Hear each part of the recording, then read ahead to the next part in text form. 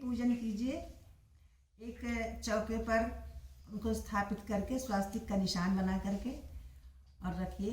ज़मीन को साफ करके और चौका रख करके उस पर सभी पूजन सामग्रियाँ, सफ़ेद तिल, काला तिल, पुष्प आदि सब रख करके और गणेश भगवान को पहले तिलक करके इनकी कथा जरूर सुननी चाहिए सभी बहनों को, और इससे मन की कामना पूर्ण होती है। आज मैं आपको एक कथा सुनाती हूँ। एक बुढ़िया था और उसका एक बेटा था।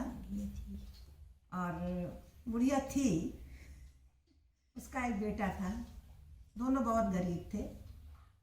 बेटा जो है गांव के जो पशुपालक रहते थे उनके पशुओं को ले जा करके चराता था और बूढ़ा माई अपना घर पे कामकाज करती रहती थी।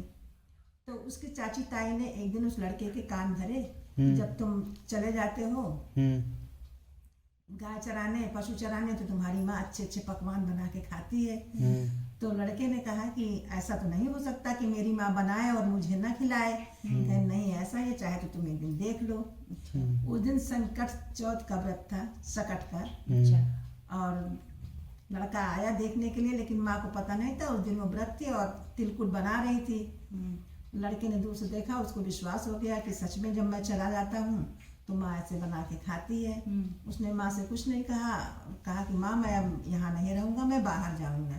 कहीं बेटा आज मैं व्रत हूँ और क्यों तू बाहर जाएगा? कहीं कुछ नहीं, मुझे बाहर जाना है। ठीक है, तुझे समझाना ही बेकार है, जब तू जा ही रहा है तो ये ले कुछ तिल के दाने रख ले, और जब तेरे ऊपर कोई संकट आएगा तो तू 4 दाने तिल के हथेली में रख करके और कहना कि अगर मेरी माँ सकट का व्रत मेरे लिए रहती हो तो मेरा ये संकट टल जाए। उसने वो तिल के दाने ले लिए और आगे बढ़ा। रास्ते में उसको 2 शेर दिखाई दिए। अब वो डर के मारे कांपने लगा और माँ माँ करके पुकारने लगा कि आज तो मुझे मारना बिल्कुल तय है, ये मार डालेगा मुझे। तो उसे याद आया कि माँ ने तिल के दाने लिए, तो उसने 4 दाने हथेली पे रखे और स्मरण किया कि यदि मेरी माँ मेरे लिए सकट का व्रत रहती है तो मेरा ये संकट कट जाए और ये शेर गाय बन जाए। तत्काल माँ की कृपा से वो शेर गाय बन गए और पूंछ हिलाते हुए वो आगे बढ़ गए। वहाँ का रास्ता पार करते हुए वो बेटा आगे बढ़ा तो उसे एक सर्प दिखाई दिया, और सर्प से बचने के लिए वो जिधर जिधर भागता, सर्प उसके पीछे पीछे ही भागता था।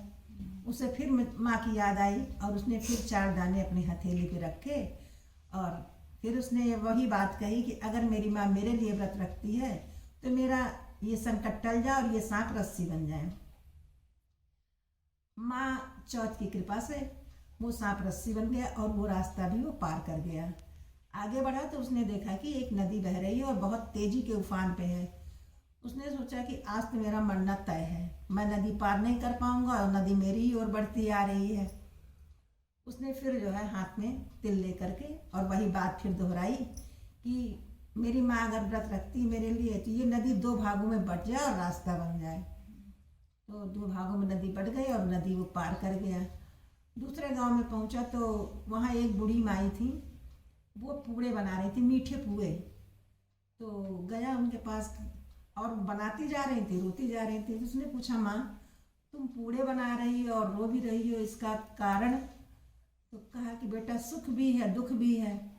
बोले कैसा कारण? कहे सुख इस बात का है कि दुख इस बात का है कि कल मेरा बेटा आमे में चला जाएगा। यहाँ के नियमानुसार गांव का हर एक बेटा जो है रोज राजा के आमे में जाता है, तो कल मेरे बेटे की बारी है। दुख इस बात का है और सुख इस बात का है कि कल मेरा बेटा आखिरी बार जाएगा, मुझसे मिलेगा नहीं, तो क्यों ना मैं उसके मनपसंद की चीज़ें बना करके खिला दूँ। तो कहे ऐसा है माँ, ये पूरे तो मुझे खिला दे। कहें क्यों बेटा? कहें आवे में मैं चला जाऊँगा। तो कहें कि पराए पूत को मैं कैसे भेज सकती हूँ बेटा? कहें नहीं माँ, तू मुझे पूरे खिला दे और जब राजा के सैनिक आए तो मुझे बता देना। तो उसने पूरे खिलाए और एक कमरे में उसको सुला दिया। अब राजा के सैनिक आए सुबह, तो माँ जो है बार बार बर्तन खटका रही है, कुंडी खटका रही है, लेकिन उसको जगा नहीं रही है कि अब दूसरे के बेटे को हम कैसे भेजें। तो जग गया वो। कहा क्या हुआ माँ, राजा के सैनिक आ गए? हाँ आ गए बेटा। वो गया और उसको आमे में बंद कर दिए।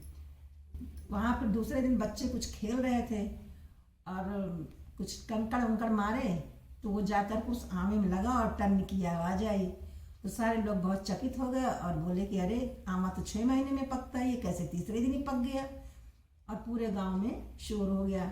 फिर राजा रानी सारे गांव वाले आए और जो है उस घड़े को जो है उतारने लगे। तो अंदर से आवाज़ आ रही थी, भाई धीरे धीरे, भाई धीरे धीरे। तो सब लोग सोचे कि इसमें भूत पिशाच कुछ है क्या। तो उन्होंने धीरे से उतारा और राजा ने जब देखा तो लड़का हाथ जोड़ करके खड़ा हुआ और बताया कि मैं भूत पिशाच नहीं हूँ, मैं तो बुढ़िया का बेटा हूँ और मुझे आवे में डाल दिया गया था और मेरी माँ ने ऐसे ऐसे कहा था तो मेरा ये संकट भी ऐसे टल गया। अब रानी कहने लगी कि मेरी बेटी के लिए ये बहुत अच्छा वर है, मैं तो इसी से ब्याह करूँगी अपनी बेटी का। राजा को भी समझ में आया कि जिसमें इतनी शक्ति है कि आमे में जला नहीं तो उससे अच्छा दामाद मुझे कहाँ मिलेगा। उसने अपनी बेटी की शादी कर दी उस लड़के से और बेटी दामाद दोनों रहने लगे। बेटी दामाद एक दिन छत पर टहल रहे थे तो लड़का कह रहा था, देखो मेरे गांव की तरफ जो है बहुत तेज काले बादल छाए हुए हैं। तो कहे अरे तुम्हारा गांव भी है? कहा कहे हाँ मेरे गांव है, माँ है, घर है, सब कुछ है। तो कहे क्यों ना हम अपने घर चले। कहे अगर तुम्हारे पिताजी विदा करें तो चलो मेरे साथ। तो सवेरे उसने कहा कि पिताजी मैं आपके जमाई मुझे अपने साथ ले जाना चाहते हैं। कहीं बेटा ये तो बहुत अच्छी बात है कि जमाई अगर अपने साथ ले जाता है बहुत सुख की बात है, अगर जमाई घर जमाई रहता है तो दुख की बात रहती है। वो दोनों लोग गए और गांव वाले जो है जब ये लोग गांव में पहुंचे तो इनके गांव वाले बुढ़िया से कहने लगे, बूढ़ी माँ तेरा बेटा बहू लेके आया है। तो कहे काहे तुम लोग भी ताना मारा, सास जिठानी तो ताना मारती हैं, तुम लोग भी ताना मार रहे हो।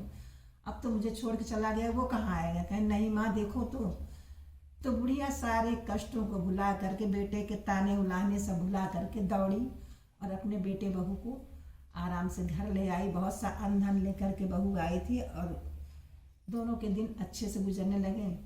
उस दिन से राजा ने पूरे गांव में निरोरा करवा दिया कि संकष्टी चौथ का व्रत गांव की हर महिला रहेगी और संकष्टी माता सबका कष्ट दूर करेंगी। जैसे चौथ माता ने बुढ़िया और उनके बेटे का दिन लौटाया वैसे माता सबका दिन लौटाए। बोलो चौथ महारानी की जय।